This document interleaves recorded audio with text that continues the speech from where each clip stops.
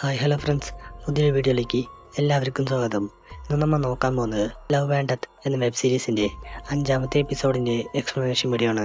ഇതിൻ്റെ മുമ്പത്തെ വീഡിയോസ് കാണാത്തവർക്ക് വേണ്ടി വീഡിയോയുടെ ലിങ്ക് ഡിസ്ക്രിപ്ഷനിൽ പ്ലേസ് ചെയ്യാം. അപ്പോൾ നമുക്ക് ഒട്ടും സമയം കളയാതെ നേരെ വീഡിയോയിലേക്ക് പോകാം.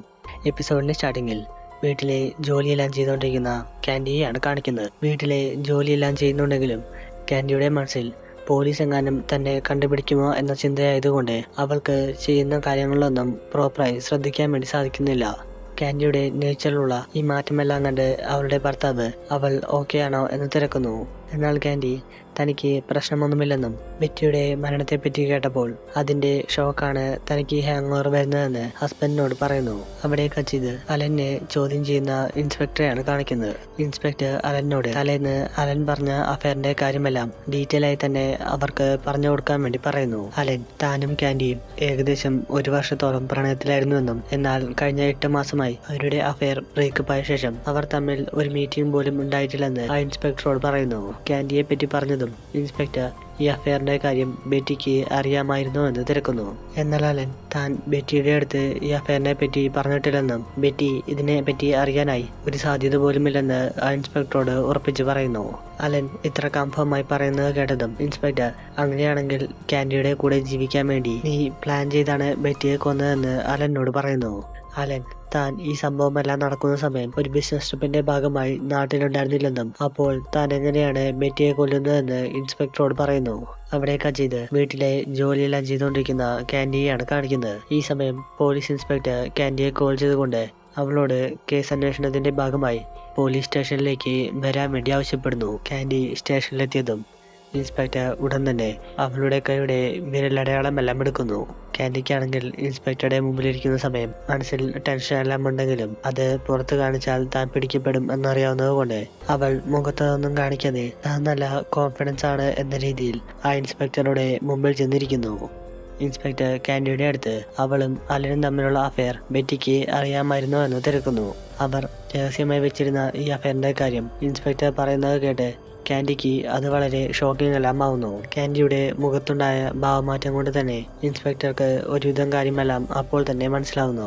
അയാൾ കാൻഡിയോട് നമുക്കിനി സമയം കളയേണ്ട ആവശ്യമില്ല എന്ന് പറഞ്ഞുകൊണ്ട് അവളോട് നീയാണോ ബെറ്റിയെ കൊന്നതെന്ന് തിരക്കുന്നു. ഇത് കേട്ടതും കാൻഡി താൻ ഒരിക്കലും ബെറ്റിയെ കൊന്നിട്ടില്ലെന്ന് ഇൻസ്പെക്ടറോട് പറയുന്നു.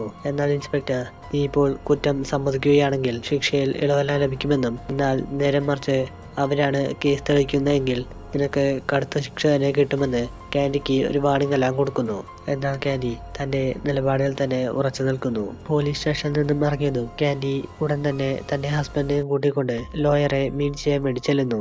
കാൻഡി ലോയറിന്റെ അടുത്ത് താനും അലനും തമ്മിൽ കുറച്ചു കാലം അഫയറിലായിരുന്നുവെന്നും അത് കാരണം പോലീസ് ഇപ്പോൾ ബെറ്റിയുടെ മരണത്തിൽ തന്നെയാണ് ടാർഗറ്റ് ചെയ്യുന്നതെന്ന് ലോയറോട് പറയുന്നു. അവിടെ കച്ചിത് അലന്റെയാണ് കാണിക്കുന്നത്. ഈ സമയം അലന്റെ വീട്ടിൽ അവന്റെ ബന്ധുക്കാരും അച്ഛനും അമ്മയും എല്ലാം വന്നുകൊണ്ട് ബെറ്റിയുടെ മരണത്തോടനുബന്ധിച്ച് ഒരു ഫംഗ്ഷൻ എല്ലാം നടത്തുന്നതായിട്ടാണ് കാണിക്കുന്നത്. ഈ സമയം അലൻ താൻ ബെറ്റിയുടെ അടുത്ത് അഫയറിന്റെ കാര്യമൊന്നും പറയാത്തതിന്റെ വിഷമം കാരണം അവൻ തന്റെ അച്ഛനെ വിളിച്ച് തനിക്ക് ഒരു അഫയർ ഉണ്ടായിരുന്നുവെന്നും തനിക്ക് ഈ അഫയറിന്റെ കാര്യമൊന്നും ബെറ്റിയോട് പറയാൻ സാധിച്ചിട്ടുണ്ടായിരുന്നില്ലെന്ന് തന്റെ അച്ഛനോട് പറയുന്നു. ഇത് കേട്ടതും അലന്റെ അച്ഛൻ ആ പെൺകുട്ടി ആരായിരുന്നു എന്ന് തിരക്കുന്നു. ഈ സമയം അത് കാൻഡിയായിരുന്നു എന്നറിഞ്ഞതും അലന്റെ അച്ഛൻ കാൻഡിയാണ് ബെറ്റിയെ കൊല്ലാൻ സാധ്യതയെന്ന് അവനോട് പറയുന്നു. എന്നാൽ അലൻ കാൻഡി അങ്ങനെയൊന്നും ഒരിക്കലും ചെയ്യില്ലെന്നും അവൾ തന്റെ ബെസ്റ്റ് ഫ്രണ്ട് ആണെന്ന് തന്റെ അച്ഛനോട് ഉറപ്പിച്ച് പറയുന്നു. അവിടെ കച്ചിത് ലോയർ കാൻഡിയെ കോൾ ചെയ്തുകൊണ്ട് ഇമ്മീഡിയറ്റായി അയാളുടെ വീട്ടിലേക്ക് വരാൻ വേണ്ടി പറയുന്നു. അയാൾ ഒരിക്കലും ഡോക്ടറിനോടും ലോയറിനോടും ഒന്നും കള്ളം പറയാൻ പാടില്ല എന്ന് പറഞ്ഞുകൊണ്ട് കാൻഡിയോട് നീയാണോ ബെറ്റിയെ കൊന്നതെന്ന് ചോദിക്കുന്നു. എന്നാൽ കാൻഡി ലോയറിന്റെ അടുത്ത് താൻ ഒരിക്കലും ബെറ്റിയെ കൊന്നിട്ടില്ലെന്ന് തർപ്പിച്ച് പറയുന്നു.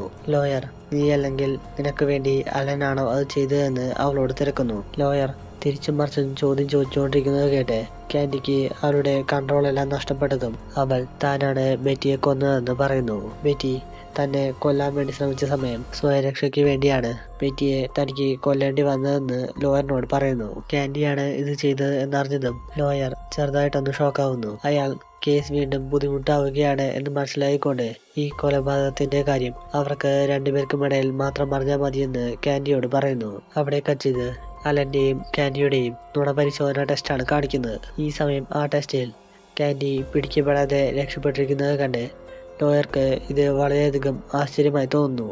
ലോയർ കാൻഡിയെ കോൾ ചെയ്തുകൊണ്ട് അവളുടെ ഫിംഗർ പ്രിന്റും ആ വീട്ടിൽ നിന്ന് കിട്ടിയ ഫിംഗർ പ്രിന്റും മാച്ച് ആയതുകൊണ്ട് കാൻഡിയോട് അയാളുടെ കൂടെ നാളെ കോടതിയിലേക്ക് വരാൻ വേണ്ടി പറയുന്നു. കോടതിയുടെ കാര്യമെല്ലാം പറയുമ്പോൾ കാൻഡി പേടിക്കുന്നുണ്ടെങ്കിലും ലോയർ എല്ലാ കാര്യങ്ങളും താൻ നോക്കിക്കോളാമെന്ന് പറഞ്ഞുകൊണ്ട് കാൻഡിയെ കൂട്ടി പിറ്റേ ദിവസം കോടതിയിലേക്ക് പോകുന്നു.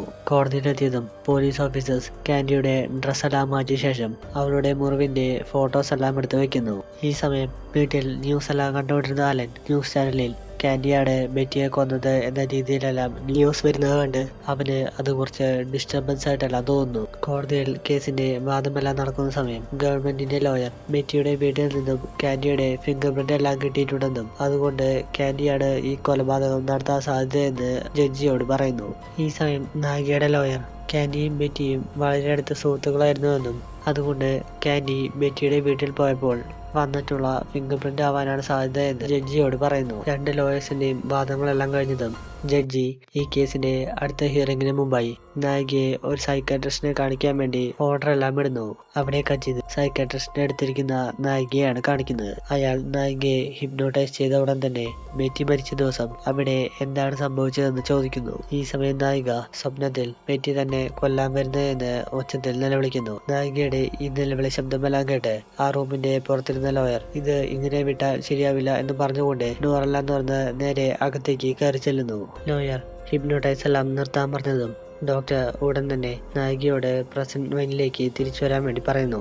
ഈ സമയം അത്രയും നേരവും കരഞ്ഞുകൊണ്ടിരുന്ന നായിക പെട്ടെന്ന് കരച്ചിലെല്ലാം മാറി പ്രസന്റ് മൈൻഡിലേക്ക് വരുന്നത് കണ്ട് ലോയർക്ക് ഇത് വളരെ ആശ്ചര്യമായിട്ടെല്ലാം തോന്നുന്നു. നായിക ലോയറിനോട് അവൾ ബോധമില്ലാത്ത സമയം സൈക്കാട്രിസ്റ്റിനോട് എന്താണ് പറഞ്ഞതെന്ന് തിരക്കുന്നു. ലോയറിന് നായിക സത്യങ്ങളെല്ലാം തുറന്നു പറഞ്ഞു എന്ന് മനസ്സിലായിട്ടും അയാൾ അവളുടെ ആത്മവിശ്വാസം പോവാതിരിക്കാൻ വേണ്ടി കാൻഡിയോട് എല്ലാ കാര്യങ്ങളും താൻ നോക്കിക്കോളാമെന്ന് പറയുന്നു. അവിടെ കച്ചിത് തന്റെ മക്കളുടെ അടുത്ത് സംസാരിച്ചുകൊണ്ടിരിക്കുന്ന കാൻഡിയെയാണ് കാണിക്കുന്നത്. ഈ സമയം ലോയറിൽ നിന്നും കോൾ വന്നതും കാൻഡിയുടെ ഹസ്ബൻഡ് ചെന്ന് ആ കോളെല്ലാം അറ്റൻഡ് ചെയ്യുന്നു. ലോയർ കാൻഡിയുടെ ഹസ്ബൻഡാണ് ഫോൺ എടുത്തത് എന്ന് മനസ്സിലായതും അയാളോട് കാൻഡിയാണ് ഈ മർഡർ ചെയ്തത് എന്ന് സത്യമെല്ലാം പറയുന്നു. ഇതറിഞ്ഞതും ഷോക്കായ കാൻഡിയുടെ ഭർത്താവ് ഒരു കൊലപാതകം ചെയ്തിട്ടും ഒരു ഭാവമാറ്റം പോലുമില്ലാതെ തന്റെ മക്കളുടെ അടുത്ത് ചിരിച്ചു കളിച്ചിരിക്കുന്ന കാൻഡിയെ നോക്കുന്നതും കാണിച്ചുകൊണ്ട് ഈ എപ്പിസോഡ് ഇവിടെ വെച്ച് അവസാനിക്കുന്നു. നിങ്ങൾക്ക് എല്ലാവർക്കും ഈ വീഡിയോ ഇഷ്ടപ്പെട്ടു എന്ന് വിചാരിക്കുന്നു. ഇതുപോലത്തെ വീഡിയോസിനായി ചാനൽ മറക്കാതെ സബ്സ്ക്രൈബ് ചെയ്യുക.